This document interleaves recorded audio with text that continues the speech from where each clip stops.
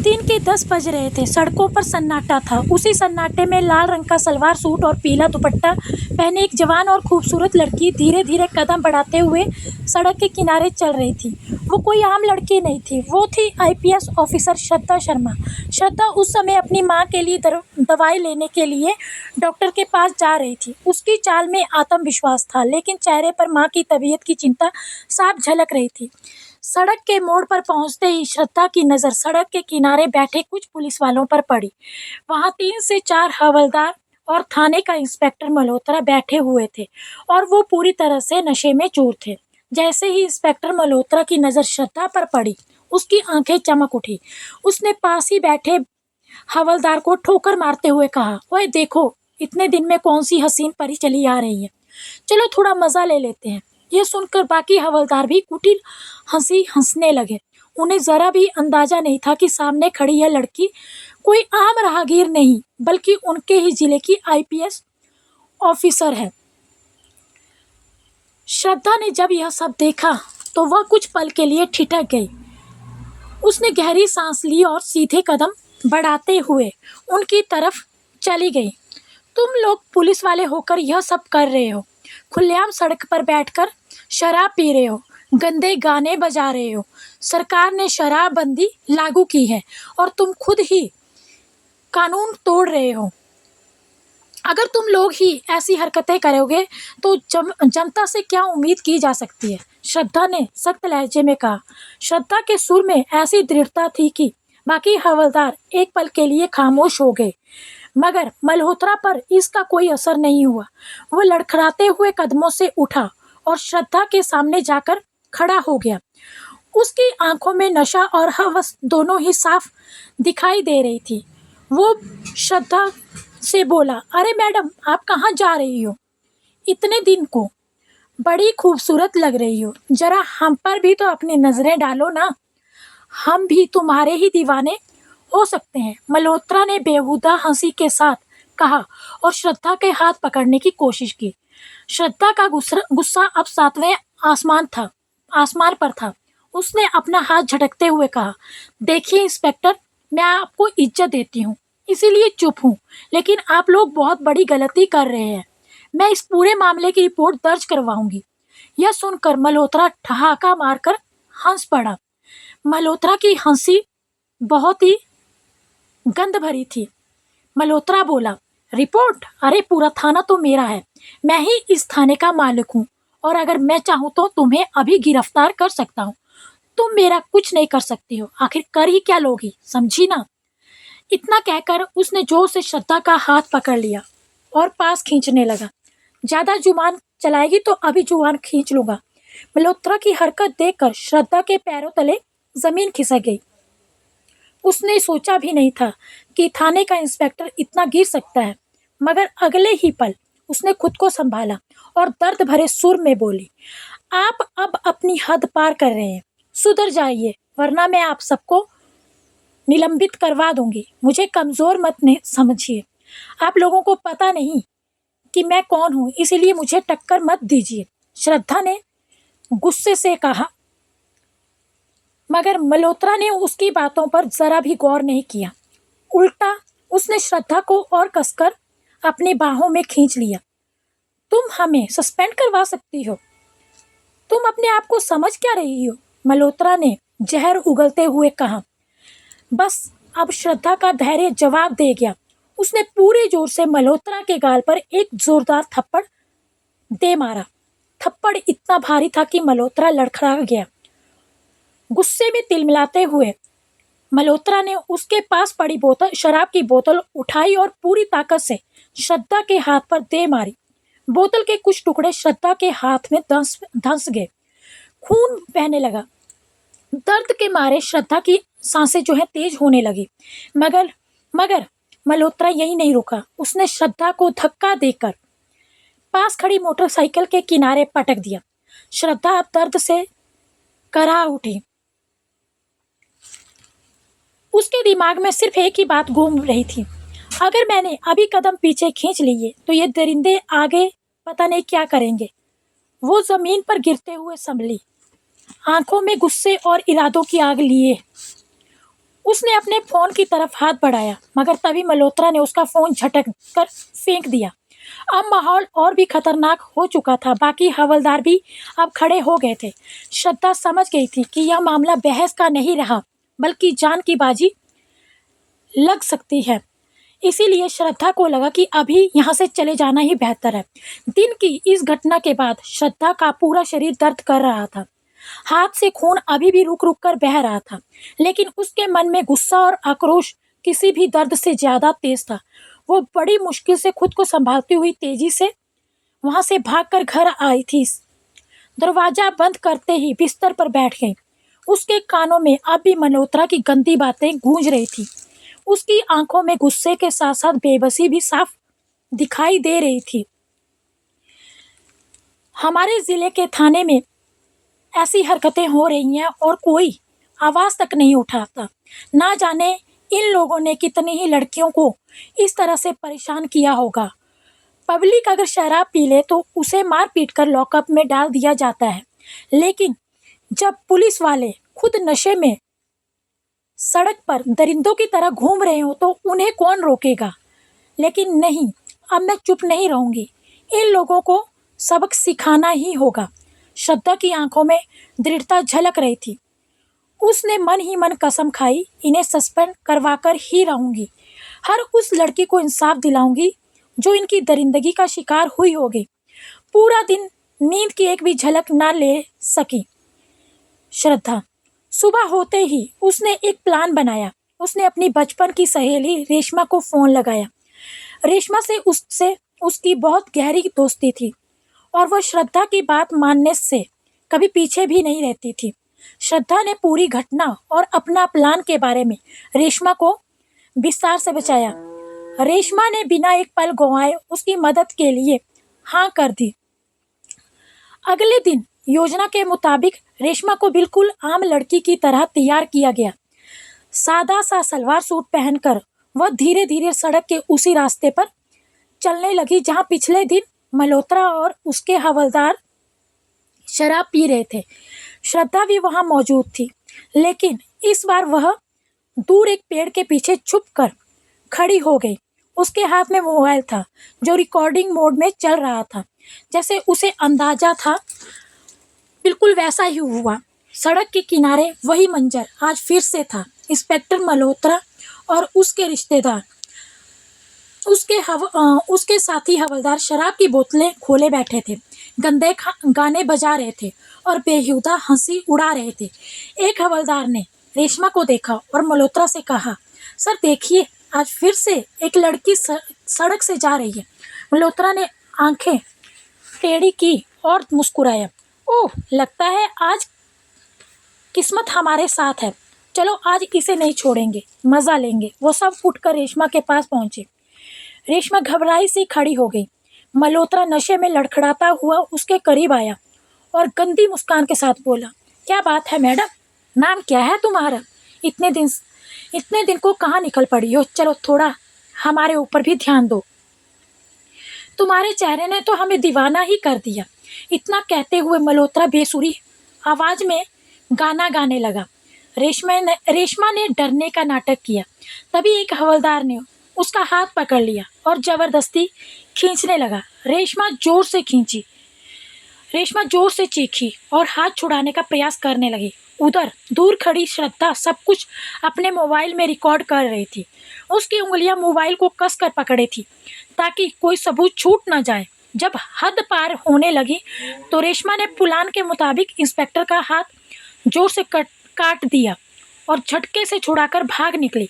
मल्होत्रा गुस्से में चीखा, अरे पकड़ो इसे। मगर नशे में धुत होने के कारण कोई भी उसके पीछे तेजी से भाग न पाया।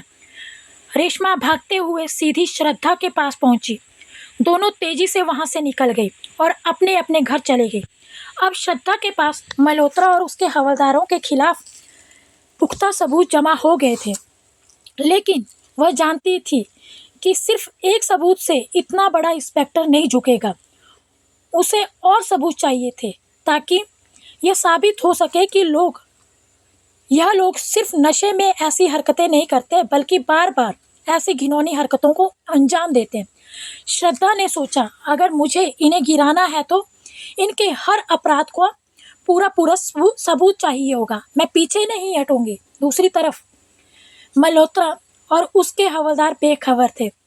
उन्हें जरा भी अंदाजा नहीं था कि उनके खिलाफ एक बहुत बड़ा जाल बिछ चुका है। आने वाले दिनों में उनकी जिंदगी का सबसे बड़ा तूफान उन पर टूटने वाला था, और यह तूफान खुद उनकी करतूतों से पैदा हुआ था। तो दिन का सन्नाटा फिर से लौट आया। वही जगह, वही सड़क और वही हवाएं, लेकिन इस बार श्रद्धा शर्मा का इरादा और भी मजबूत था। वह जान चुकी थी कि सिर्फ एक दो सबूत होने से इंस्पेक्टर मल्होत्रा जैसे दरिंदों को गिराना आसान नहीं होगा। उसे कोई ऐसा सबूत चाहिए था जो न सिर्फ अदालत में काम आए बल्कि पूरी पब्लिक को भी हिला कर रख दे।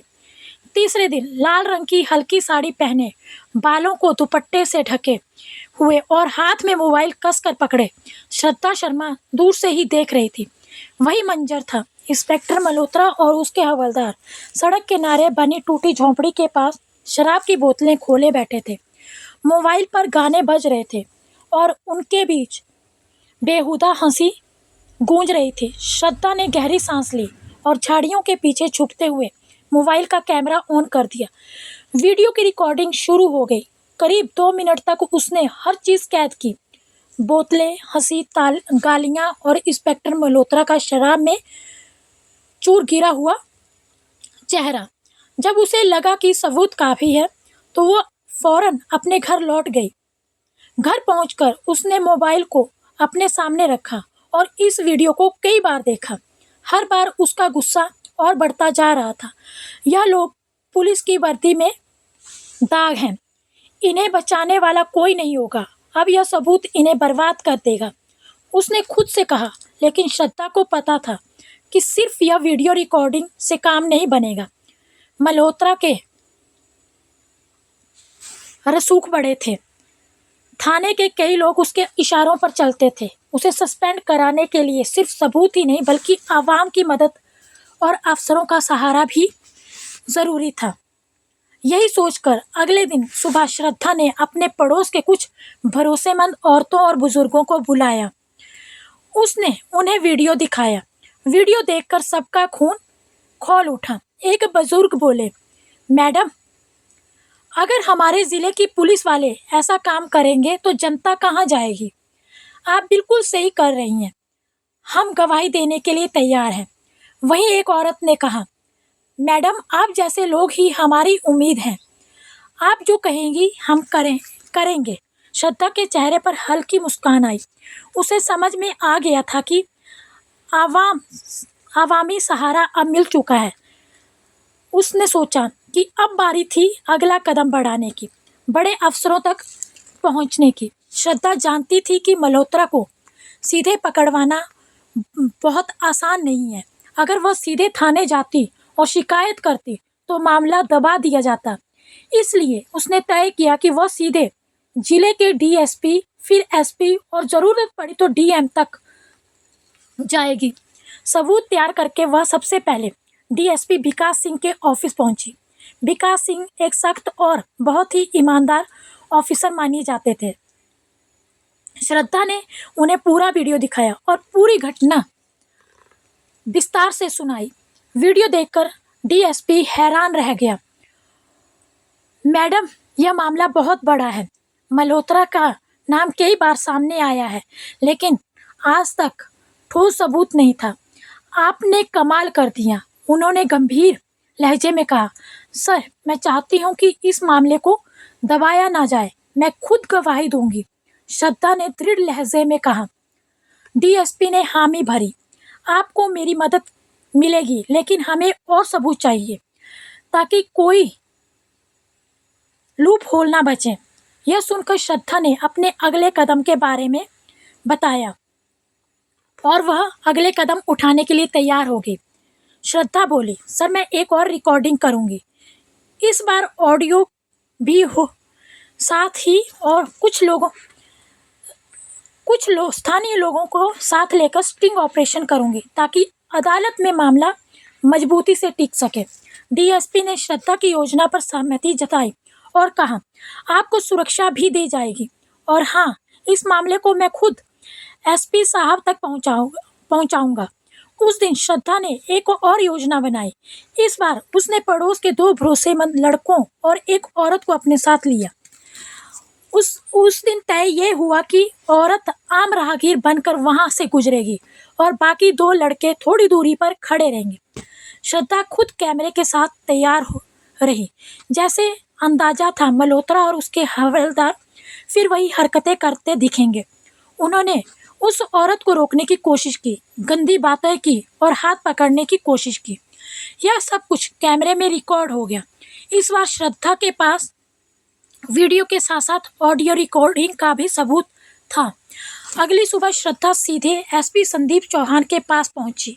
उसने सारे सबूत और अवामी गवाहों की लिस्ट दिखाई।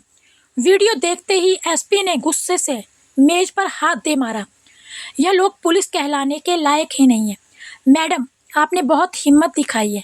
मैं इसे फौरन डीएम मैडम तक पहुंचाता हूं। उसके बाद श्रद्धा और एसपी खुद डीएम श्रुति वर्मा के दफ्तर पहुंचे। श्रुति वर्मा अपने कड़े पहल फैसलों के लिए जानी जाती थी।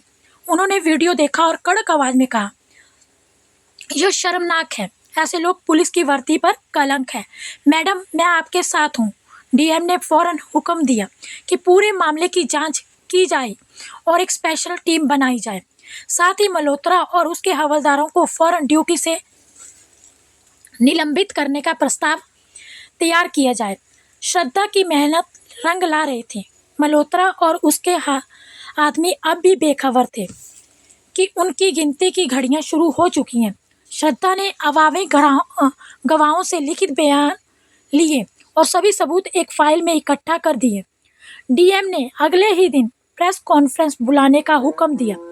श्रद्धा मैडम, कल दिन आपकी जीत का पहला दिन होगा। हम जनता के सामने इन दरिंदों का चेहरा बेनकाब करेंगे। श्रद्धा की आंखों में चमक थी। उसने सोचा, अब यह लोग सिर्फ सस्पेंड ही नहीं होंगे, यह सबक भी सीखेंगे कि कानून से बड़ा कोई नहीं है। अगली सुबह शहर में हलचल मच चुकी थी। श्रद्धा शर्मा ने जैसे ही डीएम के हुक्म पर पूरे सारे सबूत सौंपे, मामला रफ्तार पकड़ गया। डीएम श्रुति वर्मा ने उसी दिन सुबह जिले के सबसे बड़े कॉन्फ्रेंस हॉल में प्रेस मीटिंग बुलाई। खबर फैलते ही मीडिया, आवाम और तमाम पुलिस ऑफिसर वहां इकट्ठे हो गए।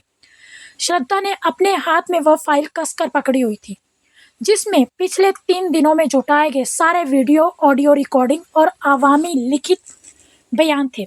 यह फाइल अब इंस्पेक्टर मल्होत्रा और उसके साथियों के करियर को खत्म करने वाली थी। डीएम श्रुति वर्मा हॉल में पहुंची। उनके चेहरे पर सख्ती थी और आवाज में गुस्सा साफ दिखाई दे रहा था। हम सब यहाँ इसीलिए जमा हुए हैं क्योंकि हमारी पुलिस फोर्स में कुछ ऐसे लोग हैं जो वर्दी का नहीं बल्कि दरिंदगी का काम कर रहे हैं। श्रद्धा आगे बढ़ी। उन्होंने माइक उठाया और सबको संबोधित करते हुए कहा, 3 दिन पहले मैंने देखा कि हमारे ही जिले के थाने में तैनात इंस्पेक्टर मल्होत्रा और उसके हवलदार खुलेआम शराब पी रहे थे और औरतों को परेशान कर रहे थे। मैंने उन्हें रोकने की कोशिश की लेकिन उन्होंने मुझ पर भी हाथ उठाया। यही नहीं, उन्होंने मेरे साथ बदसलूकी भी की। अगर मैं चुप रहती तो यह दरिंदे ना जाने कितनी ही लड़कियों को अपना शिकार बनाते। इसलिए मैंने इनके खिलाफ सबूत इकट्ठे किए। इसके बाद श्रद्धा ने वीडियो मीडिया और आवाम के सामने चला दिया। स्क्रीन पर साफ दिख रहा था कि मल्होत्रा और उसके हवलदार शराब के नशे में धुत होकर सड़क पर औरतों को परेशान कर रहे थे, गंदी बातें कर रहे थे और खुलेआम शराब पी रहे थे। वीडियो देखते ही हॉल में बैठे लोग भड़क उठे। मीडिया के कैमरे लगातार फ्लैश कर रहे थे। आवाम चीख रहे थे, सस्पेंड करो इन्हें, जेल भेजो इनको। यही आवाज़ हर जगह गूंजने लगी। डीएम ने हाथ उठाकर सबको खामोश किया और बोली, इन मुजरिमों के खिलाफ सख्त से सख्त कानूनी कार्रवाई की जाएगी। कानून से बड़ा कोई नहीं, चाहे वह इंस्पेक्टर हो या हवलदार, सबको सज़ा मिलेगी। इसी दौरान जब मल्होत्रा और उसके हवलदारों को यह खबर मिली कि उनके खिलाफ सबूत के साथ डीएम और मीडिया के सामने खुलासा हो चुका है, तो थाने में हड़कंप मच गया। मल्होत्रा गुस्से और डर में बौखलाकर चिल्लाया, यह सब उस श्रद्धा शर्मा की साजिश है, लेकिन मैं देखता हूँ कि मुझे कौन सस्पेंड करता है। इतने में डीएसपी विकास सिंह और SP Sandeep Chauhan police force के साथ थाने में पहुंचे। इंस्पेक्टर मल्होत्रा, एसपी ने कड़क आवाज में पुकारा। मल्होत्रा ने अकड़ दिखाने की कोशिश की, सर यह सब झूठ है, मुझे फंसाया जा रहा है। लेकिन एसपी ने उनकी एक ना सुनी। उन्होंने कहा, तुम्हारे खिलाफ सबूत बहुत पक्के हैं, तुमने कानून और पुलिस की वर्दी दोनों का ही अपमान किया है। डीएम मैडम का आदेश पर तुम्हें और तुम्हारे साथी हवलदारों को फौरन निलंबित किया जा रहा है। जांच के बाद तुम्हारे खिलाफ मुकदमा भी होगा और तुम्हें सजा भी मिलेगी। यह सुनते ही मल्होत्रा के चेहरे का रंग उड़ गया। श्रद्धा भी वहां मौजूद थी। जैसे ही मल्होत्रा की नज़र उस पर पड़ी तो वह गुस्से में बड़बड़ाया, तुमने मुझे बर्बाद किया। श्रद्धा बोली। श्रद्धा ने शांत लेकिन सख्त आवाज में कहा, नहीं मल्होत्रा, मैंने तुम्हें नहीं बल्कि तुमने खुद को खुद बर्बाद किया है। कानून से ऊपर कोई नहीं होता और तुमने कानून की धज्जियां उड़ाई हैं। एसपी ने हुक्म दिया, हथकड़ी लगाओ। मल्होत्रा और उसके हवलदारों के हाथों में हथकड़ियां डाल दी गई। थाने के बाकी पुलिस और हवलदार यह सब देखकर शर्म से सर झुका लिए। उस दिन के बाद से थाने में बहुत सुधार हुए। अब सभी पुलिसकर्मियों की समझ में आ चुका था कि यह वर्दी क्यों बनी है और इसका असली मकसद क्या है। उस दिन के बाद न सिर्फ थाना सुधरा बल्कि